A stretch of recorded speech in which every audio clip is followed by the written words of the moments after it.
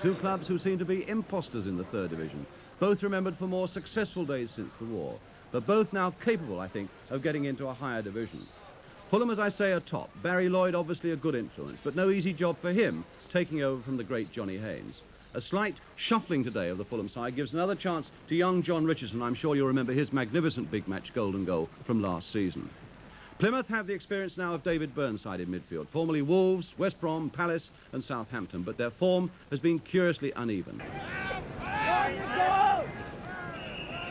So Fulham then get us away, defending the goal to our right. Plymouth all in green with that white hoop defending the goal to our left. Fulham top of the table. And in 7 games here at Craven Cottage, unbeaten. And in fact, in those 7 games, they've conceded only 2 goals. That's the measure of the task to facing Plymouth Argyle this afternoon. Done. And a fair-looking ball there, which Shepherd is very quickly on. And again, Rickard, the number 7 in the middle, aimed towards Rickard. And here's a chance for Rickard against the post. What an escape for Fulham. From Derek Rickard, when he was outnumbered all the way, and a shot there by Wooldridge, easily gathered. But Fulham very lucky indeed to escape there.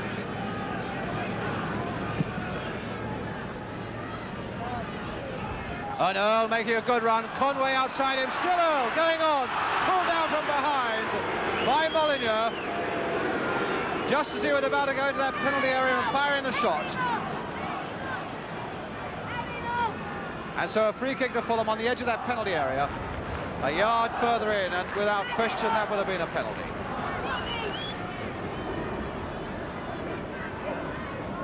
Conway and Lloyd and Callaghan lurking behind them. There's the Plymouth wall. Lloyd turning it wide, but giving Callaghan no chance at all. Matthewson to Brown. Conway. Brown. Oh, good play there by Fulham down the right between Conway and Brown. Brown, a high one across. Hallam will go in for it. And Pat Dunn getting there first. From Vic Hallam. Hutchins.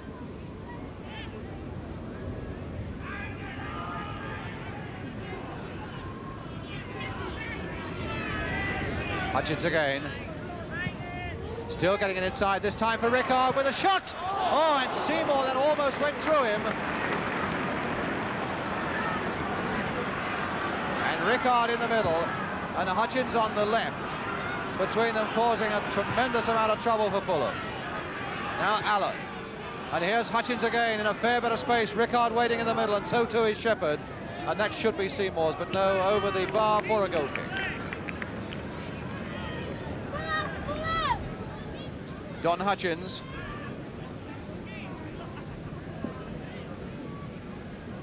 At the moment seems very much to have the measure of Stan Brown, the number 2 for Fulham.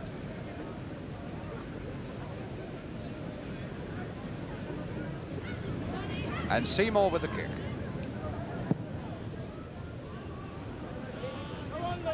Molyneux. Callaghan.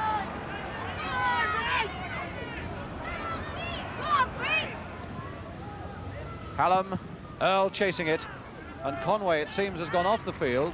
And I noticed that Bill Dodgin, the Fulham manager, is running along the track there towards the trainer's bench. Obviously to see what the situation is with Conway. There's Bill Dodgin. And Callaghan with the throw for Fulham. Barrett. Down he goes, taken there by Wooldridge. And there he is, in fact, getting a bit of treatment from Terry Medwin. Bill Dodgin anxiously watching, because of course they also have a Football League Cup tie against Queen's Park Rangers coming up this next week. Callaghan now with the kick then for Fulham. Low and hard, and Richardson trying to get in there. Earl trying to get in there as well, and the whistle goes for a free kick to Plymouth. Well, there's Jimmy Conway. Right, well, it looks as though he's coming back on again, and the substitute Mike Pentecost has gone back into the trainer's bench. So Pentecost putting his tracksuit top back on again.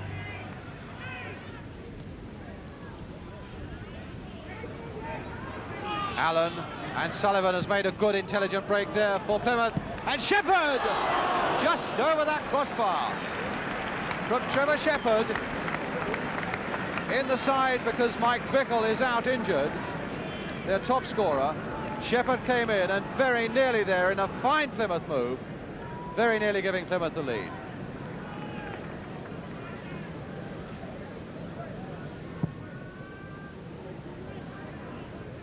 Earl. Burnside.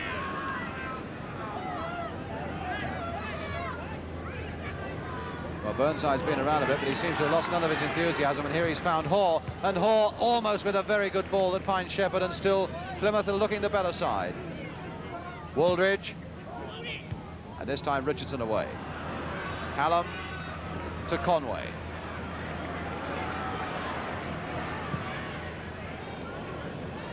And Earl beaten by Saxton to find Don Hutchins.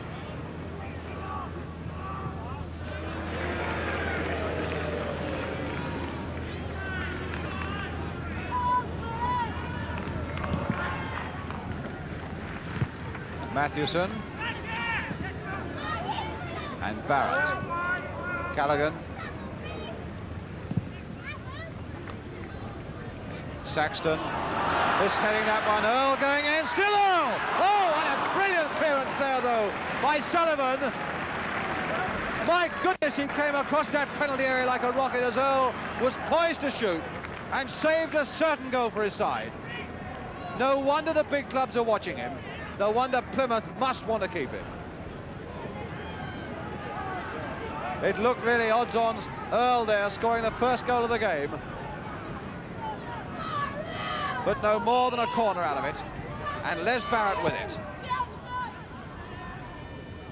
Allen getting it away as far as Shepherd.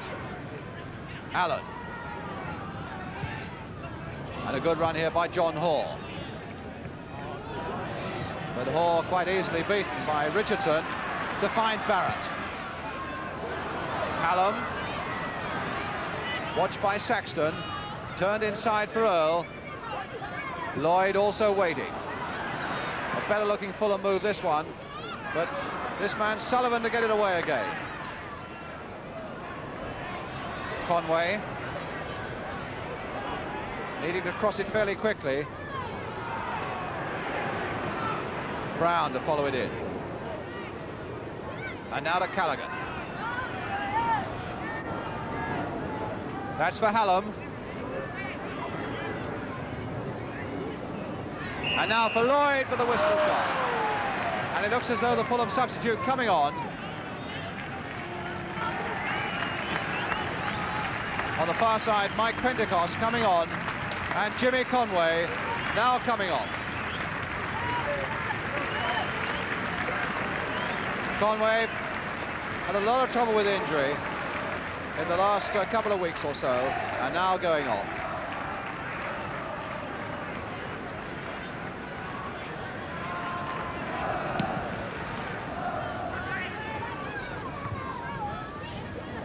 Hallam knocking the ball down where Barrett had been a moment before, but now Lloyd. Earl getting above Molly this time, flicking it on. This time Hoare is back there, but under enough pressure to be forced to give away the corner. John Hoare, they call him the hard man of this Plymouth side, a Cornishman who was skipper of the side last season.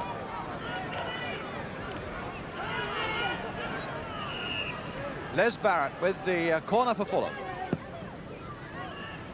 Dunn having trouble getting it away, and again Sullivan away. Hallam, and finally over that bar for a corner. Hallam turning on it well after Dunn was in all sorts of troubles in his own goal. And Sullivan again, this young full-back, getting it away. But Mike Pentecost then with the corner. Pentecost, who had 2 stitches in a leg wound after a reserve match last Saturday, 6 and ahead after another game on Thursday. And Dunn going in, but not directing it as he would want to. Jimmy Dunn, another Irishman.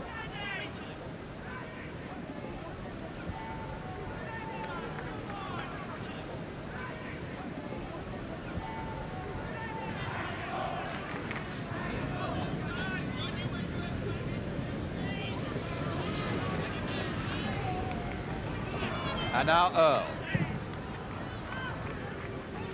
Keith Allen. And Dunn was snapping him very quickly there. Hallam is still limping a tremendous amount, and remember, Fulham already have their substitute on.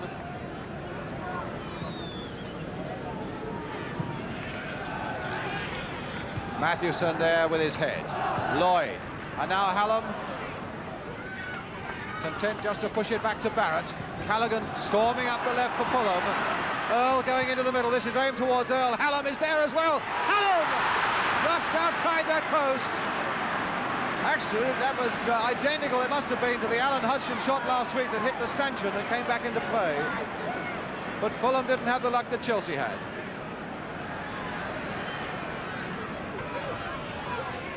Don Hutchins.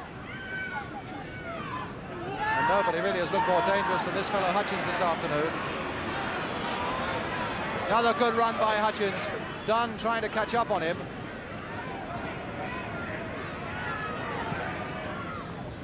Sullivan. To Burnside. And that's aimed towards Trevor Shepherd. I don't think he'll keep it in. No, he won't. And so it's a goal kick then to Fulham.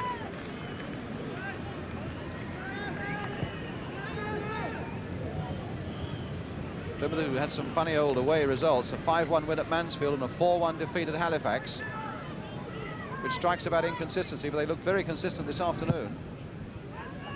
And there goes the whistle, in fact. So Plymouth get us away then at the start of the second half with no score, and Derek Rickard. A rebound that must give a goal kick. Plymouth, who've won only times in 16 visits to Craven Cottage over the years. And Ian Seymour now sporting a cap.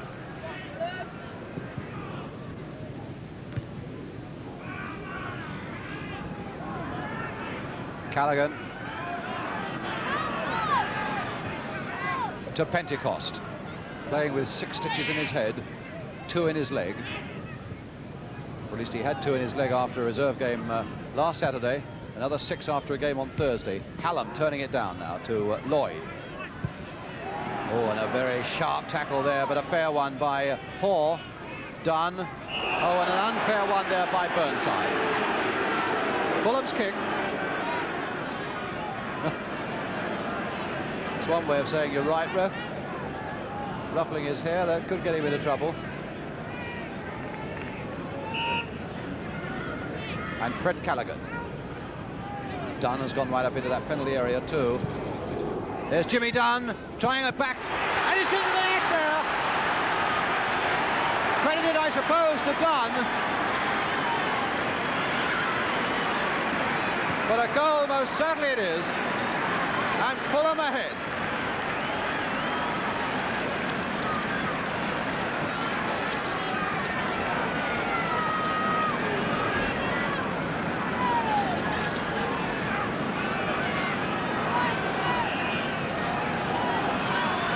So a combination then of Steve Earl and Jimmy Dunn put Fulham ahead.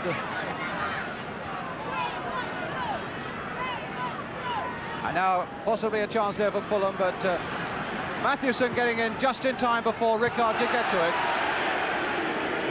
And Molyneux fouling Earl. And it was a foul by Burnside, remember, that started the move for Fulham to get their goal.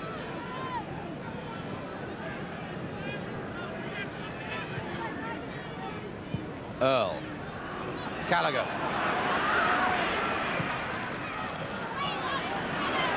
Barrett. High across that goal stand. Brown right up there with his head just under the bar. Onto the bar, in fact. And a corner. Stan Brown. More than 300 appearances for Fulham. And a testimonial match coming up.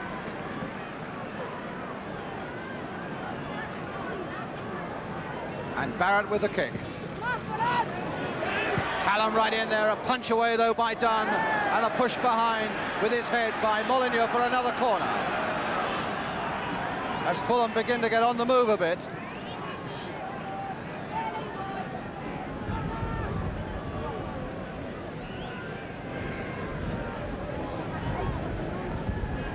Barrett again with the corner, and Dunn judging it well.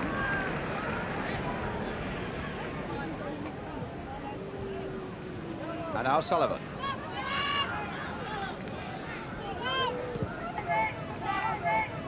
Matthewson.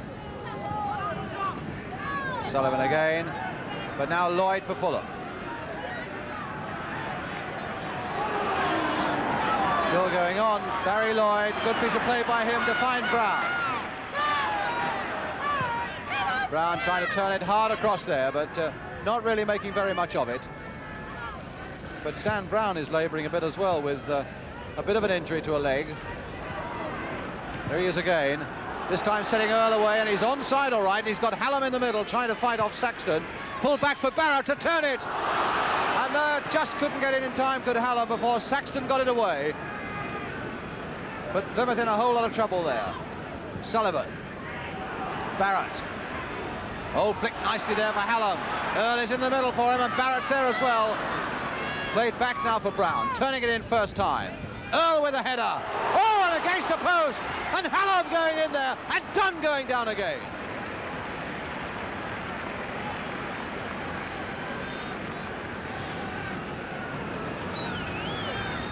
Burnside away, but only as far as Jimmy Dunn. Lloyd. Fulham really on the move now as Barrett turns it with a shot. Just past, and beautifully pushed there by Pat Dunn. From Barrett, and a fine save.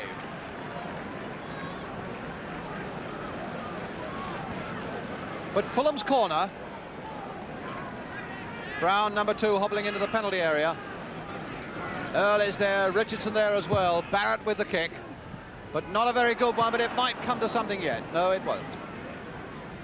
Pentecost. Shadowed by 3 Plymouth defenders, been taken out of the middle. Brown to Pentecost. And now to Earl, who's gone a bit deep. But not beginning to catch that one the way you'd want to.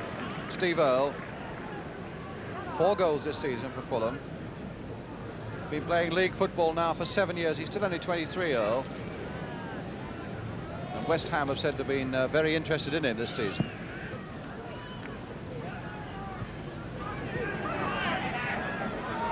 Dunn, quite a fighter. To Hutchins. Well beaten in the tackle there by Pentecost. Certainly Fulham have lost nothing by having this fellow on. But now Hoare. And a foul given against Earl on Hoare. Referee Ivan Smith of Accrington, a lecturer in physical education, so he should be well able to keep up with this game.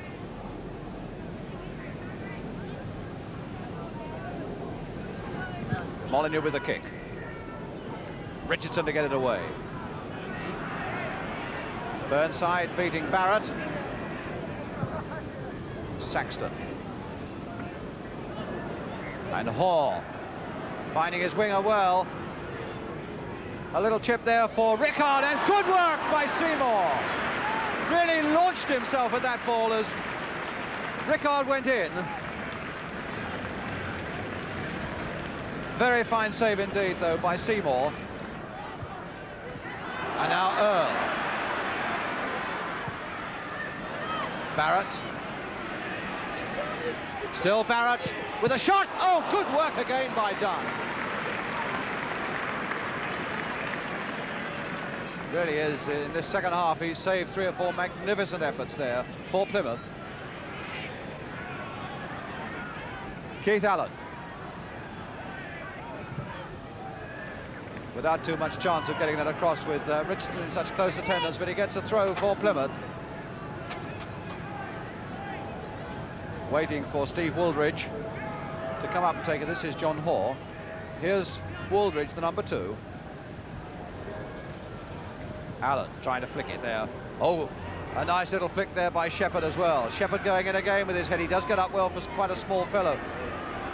And now Rickard, will he get a shot in? Sullivan, he does get a shot in, but it's wide.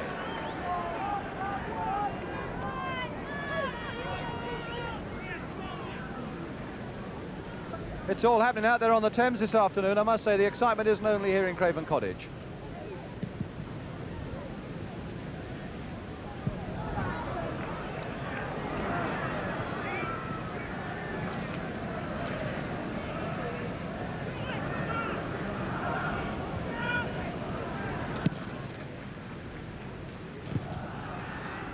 Woolridge, Hoare and Molyneux to Pat Dunn.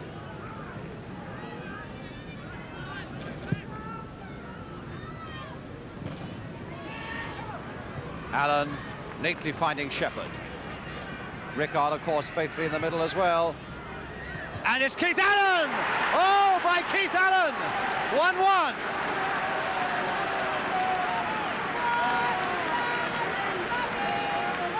A header beautifully guided there into the corner of the net, beyond the reach of Seymour.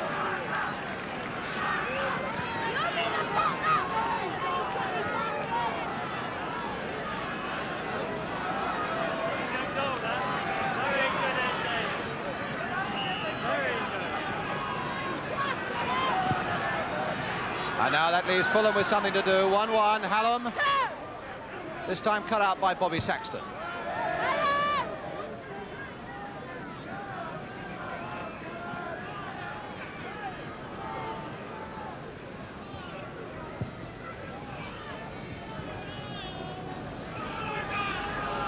Stan Brown then with the throw for Fulham.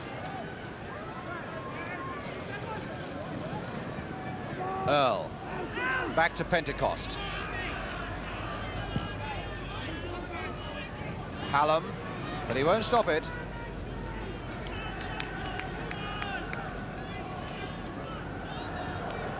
Vic Hallam, the man they got from Leyton Orient, had a period with Charlton as well, and a series of injuries last season upset him a fair bit, but he's made a very good comeback at the end of last season and this season as well. What a good second half we're getting here now at Craven Cottage as the ball goes into touch for a throw to Fulham.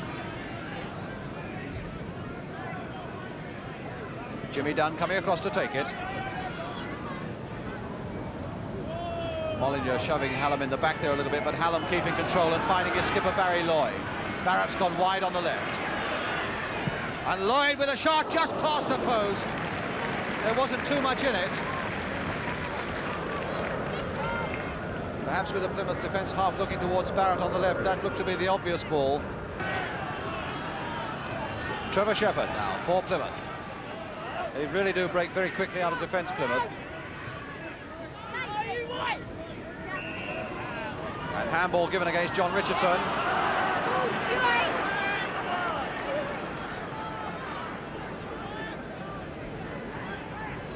And so Plymouth's kick. David Burnside, number 10. And John Hoare alongside him, and to his left is Trevor Shepherd. Little back heeler for Trevor Shepherd. And Stan Brown was well aware of what was going to happen. But now Sullivan for Plymouth. Oh, what a good run by Sullivan. Oh, and Rickard only had to stick out a foot. He only had to stick out a foot to number 7. And that would have been Plymouth in the lead.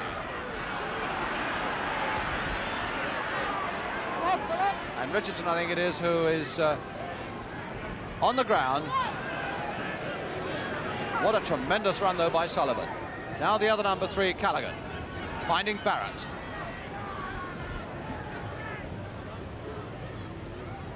Barrett turning it in again for Earl. Earl well and strongly tackled there by Woolridge. And down he goes, and Dunn in the most incredible trouble there. How on earth did he keep that one out? And he can well afford to smile because he completely missed it.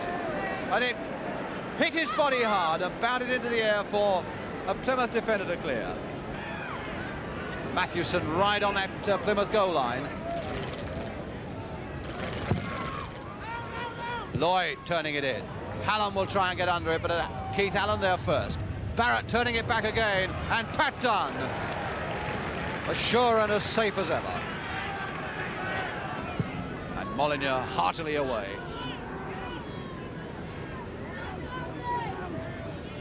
Pentecost into Brown. Playing a little 1-2 there with Dunn. ahead of Hallam, but again the trusty boot of Molineux is there.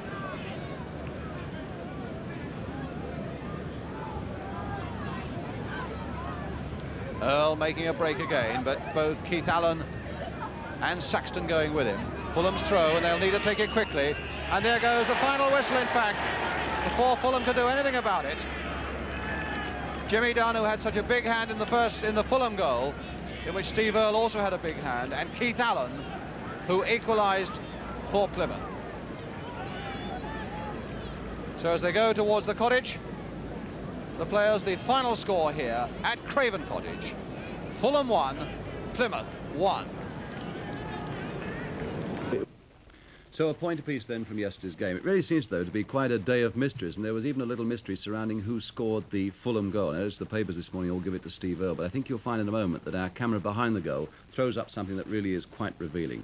Remember, there's still to come on today's programme, Derby County against the Spurs and Leeds against Huddersfield, but now it's time to meet the Fulham skipper, Barry Lloyd, and with him is Jimmy Hill.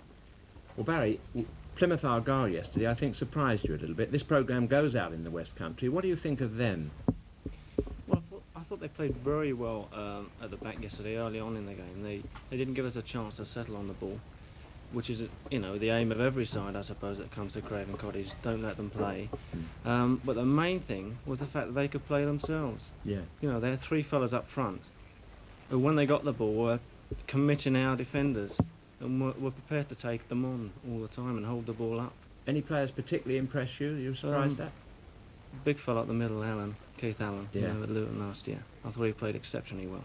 He held the ball, he was taking our players on. You know, he took responsibility on himself. This is the big thing, Yeah. you know. If you're away from home, when the forwards can take responsibility, it helps a hell of a lot. I was very impressed with them yesterday. You think they're a chance for promotion? Well, if they play like that, they must be, because they play so well. They're compact at the back. And as I say, they can play a bit. Yeah. You've got chances. They created probably 2 or 3 chances in the first 20 minutes at our place, which is something for an away side, isn't it? Talking of responsibility, you've taken a lot of responsibility on your shoulders in taking over from Johnny Haynes, who was the idol of Craven Cottage for 20 years. Do you find this weighs heavily? Not at all. It's helped me in a way, because I think my faults last season, possibly all through my career, have been a lack of consistency, you know. And being the skipper has made me sort of think a lot more about the game, and it's helped me tremendously. I'm going to ask you a very personal question now. I played against you for the old Fulham against the present Fulham and Johnny Haynes' testimonial. You scored. You were, yeah, thank you very much. It wasn't that I really meant to bring up. You were so nervous that night in front of the crowd. You were barracked by that crowd. I felt sorry for you and stood off you at times to let you get rid of the ball. Now that's an astonishing thing, isn't it? Yeah, I suppose so. When I first got down there, I did reasonably well for the first few games.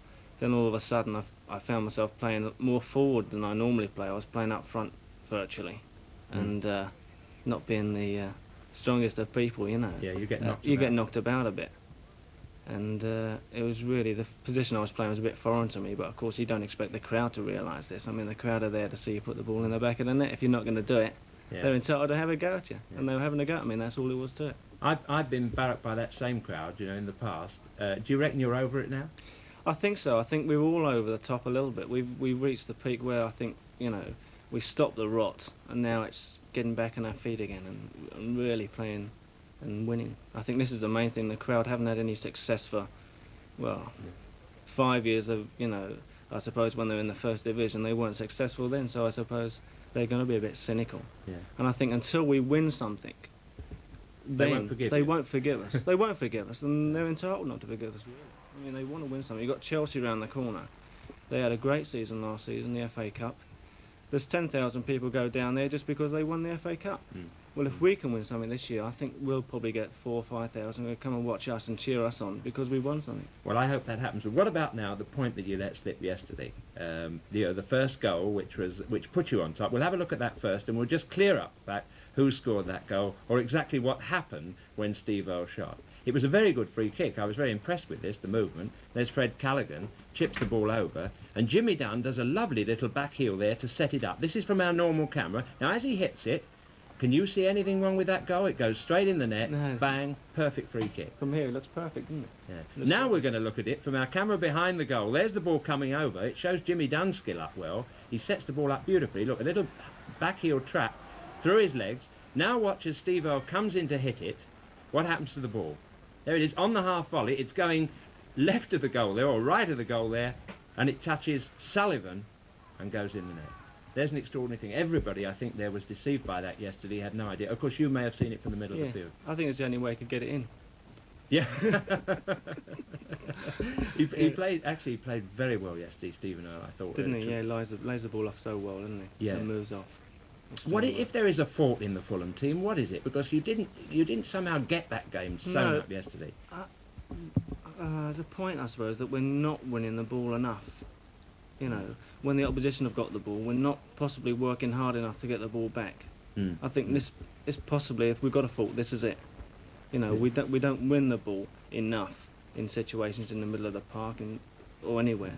I think with a little more of that quality, a little more aggressiveness, you could have sewn the game up when you got the first I think one. this. You know, I feel if you can harass players, in the end they'll give you the ball. Yeah. You know, you might not be a good tackler. A bit like Chelsea do. Quite. You know, you don't have to be a good tackler, but you can harass them Into making mistakes. They'll give you the ball. Thank Yeah. you very In much. fact, I thought that cost you a point yesterday because you let Plymouth get Dominate back the into play. the game. Yeah. Once they may have taken the lead, but they didn't. And when you did get in the lead, for that period you're all over them, but they sneaked back with this very good goal as well from Keith Allen. That is from a goal kick. There again, you see, there's fight for the ball in the middle of the field. It shows there that the players managed to get a goal kick under control and set up the move. And there's Shepherd, the ex-Coventry player on the wing, who makes the cross. And just watch how well Allen heads this in. There he is. Mistimed the jump. Perhaps the wind did that. Caught everybody out. And look at the way he steers that ball into the only spot in the goal where he would have beaten Seymour. Tremendous. Really first-class header from Keith Allen. But it was a blow to Fulham's promotion hopes. 1 point gone down the drain. Last year, I think you drew 9 home games. Is this a fort? Is it going to be a fort again? You've drawn 2 already. Yeah, I know. We played well for probably a 25-minute spell yesterday, and we only managed 1 goal. And Were you saving it for Tuesday night? Queen's Park Rangers, Rodney Marsh's return. Is that going to work on Tuesday night? No, we can't afford to worry about the opposition when we play, Jim. We've got enough worries of our own, playing ourselves. So is Rodney going to get a special reception when he comes back? No doubt the crowd will give him a nice reception. We won't particularly give him a nice reception, but you know, I think we can contain Rangers. I saw them play last Tuesday. It didn't impress me. There again yesterday, they knocked 5 in the back against Orient, you know, I feel a very fine side. So we're all looking forward to it. Well, Barry, I think a lot of people may have wondered why such a young player should be made captain of Fulham. I think after this interview, they will know. Well done. Thank you very much for coming on the programme. My heavens, you can say that again as